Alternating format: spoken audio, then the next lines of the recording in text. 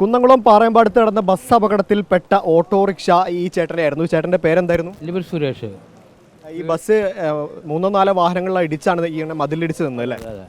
അത് ബസ് അവിടെ നിന്ന് വരായിരുന്നു, അവിടെ നിന്ന് വരായിരുന്നു.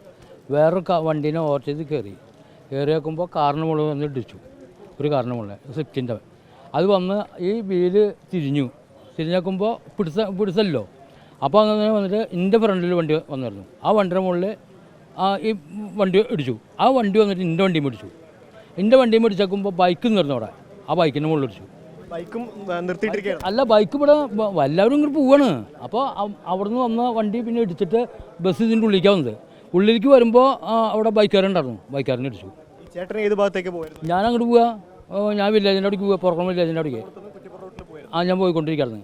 ഞാൻ ഇപ്പോൾ ബസ് സ്റ്റാൻഡിൽ നിന്ന് വാടക എടുത്തിട്ട് വില്ലേജിൻ്റെ അവിടേക്ക് പോയായിരുന്നു. അപ്പോൾ പോകണം വെച്ചാൽ ചേട്ടന് പരിക്കുകൾ എന്തെങ്കിലും ഉണ്ടോ? ഈ കയ്യുമ്മ ഇവിടെ, അതുപോലെ ചെറിയ തല ഇതിന് മുകളിൽ തട്ടിയപ്പോഴേ ഒരു ഇതിൽ ചെറിയൊരു ഇതില്ലേ, അത് ഡോക്ടറെ അടുത്തേക്ക് പോകണം. പോയിട്ടില്ല. ആശുപത്രി പോയിരുന്നോ? പോയിട്ടില്ല, പോകണം. അത് എനിക്ക് ഫോൺ മിസ്സായി. അതാണ് ഫോൺ. വാഹനം എന്താ? ഓട്ടോറിക്ഷ. അവിടെ ഉണ്ടായിരുന്നു ഓട്ടോറിക്ഷ. അത് കൊണ്ടുപോയി. ബസ് അമിത വേഗതയിലായിരുന്നു. നല്ല സ്പീഡായിരുന്നു വണ്ടിക്ക്.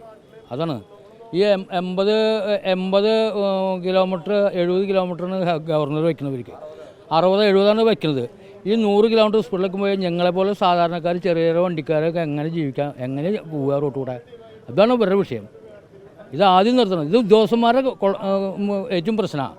അവരാണ് ഇത് ശ്രദ്ധിക്കേണ്ടത്. ഈ വണ്ടി പോണത് പേടിച്ചിട്ടാണ് റോഡിലേക്ക് ഇറങ്ങാതെ. പേടിച്ചിട്ട് ഇറങ്ങണ്ടോ? എവിടെ ഇപ്പോൾ ഞാനല്ലേ ഒരു കുഴപ്പമില്ലാതെ നല്ല പതുക്കെ ഇങ്ങനെ പോകണ വണ്ടിയാണ്. അതിന്മേൽ വന്ന് കിട്ടി.